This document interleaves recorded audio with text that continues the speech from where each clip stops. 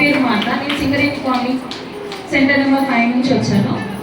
నేను ఇంటర్మీడియట్ చదువుతున్న టైంలో కరోనా టైమ్స్ అది.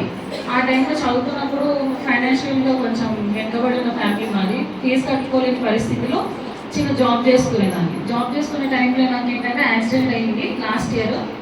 యాక్సిడెంట్ అయిన టైంలో ఏంటంటే ఇంట్లోనే ఉండాల్సి వచ్చింది. మ్యాక్సిమం ఏంటంటే చుట్టాలందరూ ఏంటంటే ఫైనాన్షియల్గా చూస్తారు. ఫస్ట్ ఫైనాన్షియల్గా చూసినప్పుడు ఏంటంటే మేము అందరికన్నా వెనుకబడిన కుటుంబం మాది. ఆ టైంలో నేను అనే మాట వర్క్ చేస్తేనే ఇల్లు గడిచేది అనమాట. అన్నీ అక్కడ వర్క్ చేస్తూ ఉంటున్నాడు, నేను మాత్రము ఇప్పుడు ఇంట్లో ఉంటున్నాను. ఇంట్లో ఇబ్బందిగా ఉంటుంది, ఏం చేద్దాము అన్న సమయంలో నాకు తెలిసిన ఒక అమ్మాయి ఈ చైతన్య మహిళా మండలిలో మిషన్ నేర్చుకుంటుంది. ఫ్రీగా మిషన్ ఇస్తున్నారు. మిషన్ ఇవ్వటమే కాకుండా లోన్ కూడా వాళ్ళు హెల్ప్ చేస్తున్నారు అని తెలిసి నేను మిషన్ దగ్గరికి వచ్చి ఇక్కడ నా పేరు ఎంట్రీ చేసుకోవడం జరిగింది. ఎంట్రీ చేసుకోవడమే కాకుండా నేను ఇలా మిషన్ ఎలా నేర్పిస్తారో ఏమో కానీ ఒక డౌట్ ఉండేది. అంటే నేను బయట విన్నది ఏంటి అంటే కొంతమంది ఏంటంటే కుల మతాలు చూస్తారు, ఇలా నేను క్రిస్టియన్స్, హిందూస్, ముస్లిమ్స్ అని ఇట్లా డిఫరెన్సెస్ చూస్తారు. అయితే ఇక్కడ ఏంటంటే ఇట్లా డిఫరెన్సెస్ ఏం చూడరు. నేను చూడకుండా అందరికీ సమానంగా చూసి అందరికీ పాజిటివ్ ఎనర్జీ అనేది ఇచ్చి అందరికీ సమానంగా నేర్పించడమే కాకుండా మిషన్ కూడా ఇస్తున్నారు అనేసి తెలిసి నేను ఒక చిన్న ఆలోచన వచ్చి ఒకసారి చూద్దాము అనేసి వచ్చాను. ఫస్ట్ నేర్చుకోవడం కాకుండా ఒకసారి చూద్దాము అని వచ్చి ట్రై చేశాను ఇలా ఉంటుంది ఏంటి అనేసి. మా టీచర్ కూడా ఎంత సపోర్ట్ చేశారంటే చిన్న చిన్న డౌట్స్, చాలా డౌట్స్ వస్తాయి నాకు ఏదైనా సరే, స్కూల్లో కానీ కాలేజ్లో కానీ దేనికైనా సరే.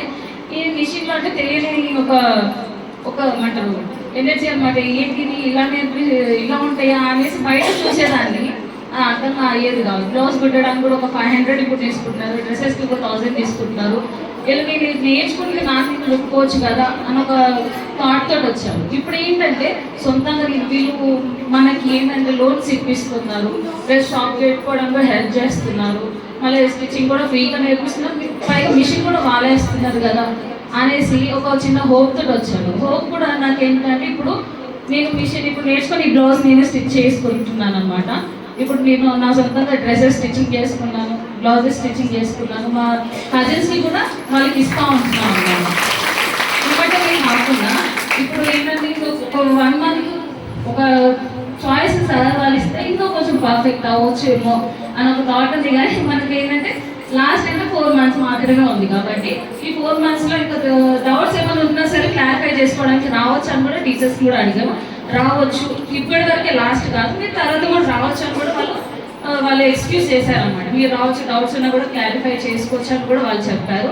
ప్లస్ మీకు హెల్ప్ కూడా చేస్తాం, ఏ రకంగా హెల్ప్ కావాలన్నా సరే ఆ రకంగా హెల్ప్ చేస్తామని చెప్పారు.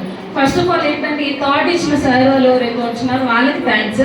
అలాగే నాకు ఏ డౌట్స్ వచ్చినా క్లారిఫై చేసినారు మా సరోజ టీచర్కి థ్యాంక్ యూ, మళ్ళీ టీచర్స్కి థ్యాంక్ యూ.